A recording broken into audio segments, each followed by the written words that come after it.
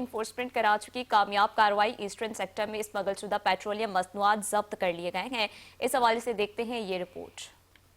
کلیکٹریٹ of customs enforcement کے anti smuggling organization نے eastern sector میں پیٹرولیم مصنوعات کی اسمگلنگ کے خلاف مؤثر کارروائی کرتے ہوئے بڑی کامیابی حاصل کی. کسٹمز حکام کے مطابق انسداد اسمگلنگ کارروائی کے دوران مجموعی طور پر 38,433 لیٹر اسمگل شدہ پیٹرولیم مصنوعات برآمد کی گئیں، جن میں 36,341 لیٹر ہائی اسپیڈ ڈیزل اور 2,092 لیٹر پیٹرول شامل ہے. یہ برآمدگیاں بخاری پیٹرول پمپ ضلع سجاول، بائیکو پیٹرول پمپ گھارو ضلع ٹھٹہ اور بائسکول پیٹرول پمپ پورٹ قاسم سے کی گئیں، جہاں مربوط کارروائی کے نتیجے میں اسمگل شدہ ایندھن پکڑا گیا. ضبط شدہ ڈیزل اور پیٹرول کی مجموعی مالیت تقریباً 1 کروڑ روپے بتائی گئی ہے. کسٹمز حکام کے مطابق یہ کارروائی پاکستان کسٹمز کے اسمگلنگ کے خلاف غیر متزلزل عزم اور ملک کی پیٹرولیم سپلائی چین کو محفوظ بنانے کی کوششوں کا واضح ثبوت ہے.